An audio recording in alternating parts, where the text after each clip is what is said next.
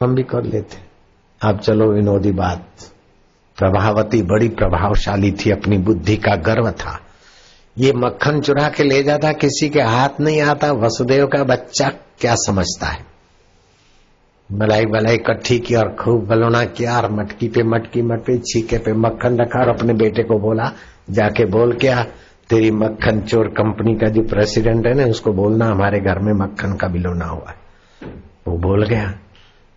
वो प्रभावती ने क्या करा कि अपने घर को छोड़कर किसी के घर जा छुपी, 2-4 सखियों को तैयार करके रखा, आज उसको रंगे हाथ पकड़ेंगे। लेकिन अपन बातें करते रहे और मक्खन लेके जाए तो अरे बोले ऐसे कच्चियां थोड़ी रहेंगी। छीके के चारों तरफ खूंटे गाड़ दिए और उसमें रस्सियां बांध दी। कृष्ण आए तो रस्सी हिले तो अपन तैयार हो जाएंगे पकड़ने को। कृष्ण ने देखा कि रुक जाओ, यहां कुछ साजिश है। कृष्ण ने यहां ऐश्वर्य दिखाया कि शब्द ब्रह्म, मैं अथवा मेरे ये ग्वाल गो रस्सी को छू जाए या हिला दे तो भी घंटियां नहीं बजनी चाहिए। Order is the order, veto power. हिले रस्सी लेकिन घंटी का आवाज नहीं आना चाहिए जब तक हमारा काम पूरा ना हो। कूदे सब और उस गोल कुंडाले में खड़े रहे, उनके ऊपर दूसरे सीढ़ियां कहां से लाए, सबके ऊपर श्री कृष्ण पहुंचे छिक्के में।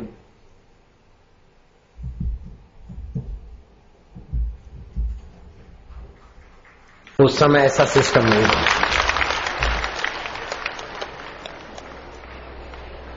श्री कृष्ण को तो चढ़ना पड़ता था, पहुंचना है, पहुंच गए। अब मटकी में से मक्खन निकाला। आज तक तो पहले सबको खिलाते बाद में खाते थे, लेकिन देखा कि प्रभावती है जरा लुच्ची दिमाग की है।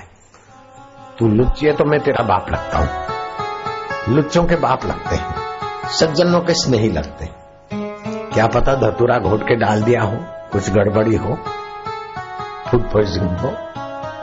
श्री कृष्ण जब मक्खन का लौंदा अपने होठों तक लाते तो सारी घंटियां बजने लग जाती। वसुदेव देवकी का लाला आ गया है, अब घुसा है घर में। अरे तेरा बाप तो कब घुसा है। लेकिन जब वो लगाता है अपने होठों को मक्खन, घंटियां बजने लगती। कृष्ण कहते ए शब्द ब्रह्म, ए ध्वनि के अधिष्ठाता देवता प्रकट हो जाओ। क्या बात है, आदेश का पालन क्यों नहीं हुआ? बोले मालिक आदेश का पालन हुआ, घंटियां तब तक नहीं बजी जब तक आप मक्खन तक नहीं पहुंचे थे। लेकिन अभी क्यों बजी? वो आ जाएगी निगुड़ी।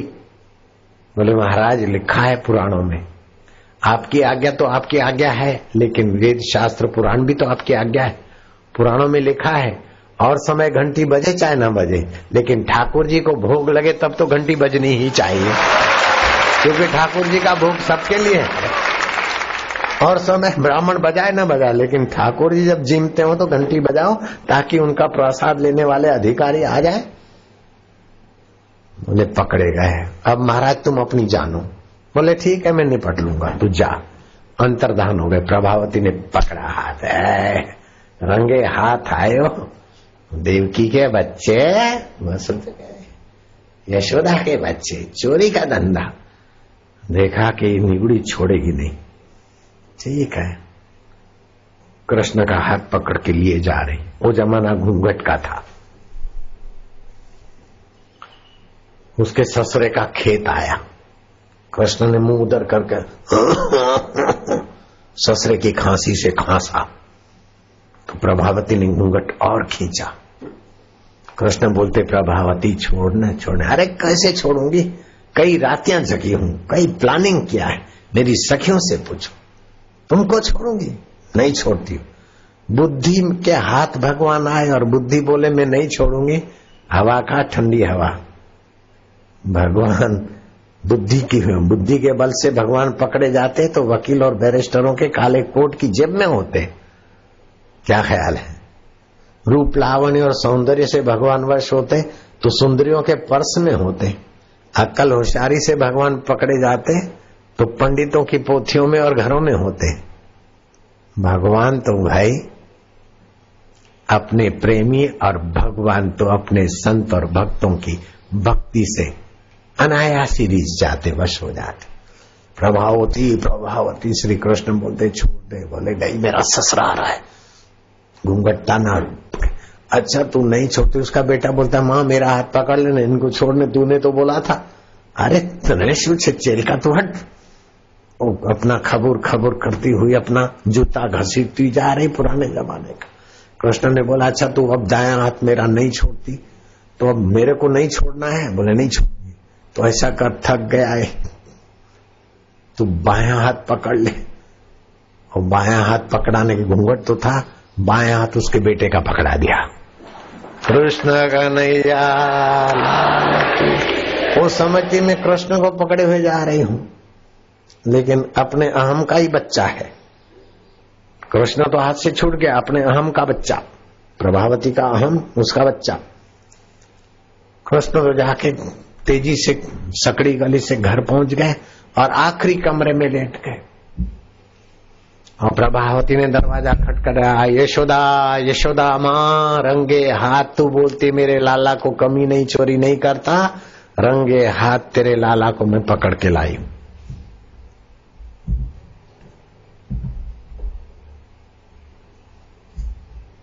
यशोदा पकड़ के आई मेरे बेटे को, कन्हैया को। कृष्ण ने वहां से चीखा मां। बोले कि कृष्ण देख वो पगली बोलती पकड़ के आई हूं। बोले मां मेरे को सपने में दिखी बड़ी बड़ी आंखें, प्रभावती है क्या? हाँ बोले वही निगुड़ी है। अरे प्रभावती। बोले हाँ मां क्या लाई है? बोले तेरे कन्हैया को पकड़ के लाई हूं, देख लाला कन्हैया के मां ही ऐसे ही है देख।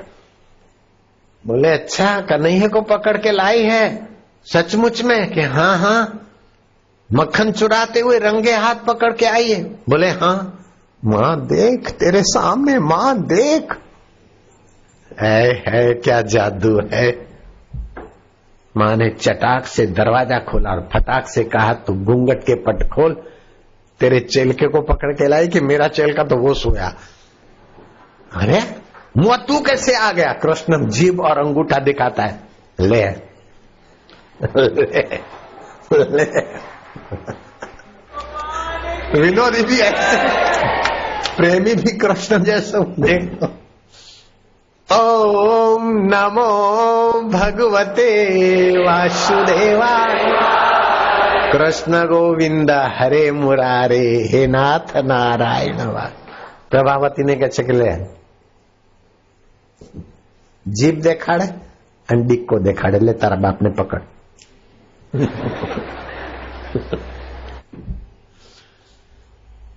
जीवन केवल समस्याओं के लिए नहीं, समस्याओं के समाधान के लिए नहीं, जीवन अपना ज्ञान प्रकाश प्रकट करने के लिए, अपने आत्म सामर्थ्य को जगाने के लिए, गुरु के माधुर्य को, ईश्वर के माधुर्य को पाने के लिए जीवन है।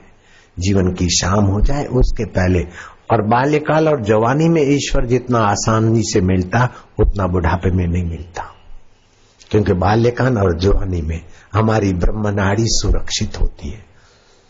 72 करोड़ 72 लाख 10,201 नाड़ियां, उसमें से 22 नाड़ियां मुख्य है, 10 मस्तक के दाहिनी और 10 बाहीं और 20 हो गई। 21वीं नाड़ी है स्मृति नाड़ी, तालू में जीभ लगाकर गीत पक्का कर लो, कंठस्थ हो जाएगा। भव्या देख ले कैसा मिल रहा है। जीभ तालू में लगाकर पढ़ाई पढ़ो, याद रह जाएगी। किताब बंद करके फिर याद करो, सेव हो जाएगा। ये 21वीं नाड़ी इतनी प्रभावशाली है। इससे भी ज्यादा भव्य नाड़ी है भव्या के बच्चे। भव्य नाड़ी है ब्रह्म नाड़ी। शादी विवाह के पहले अथवा शादी हो गई तो बापू की नाई घर त्याग करके गुरु के पास चले गए।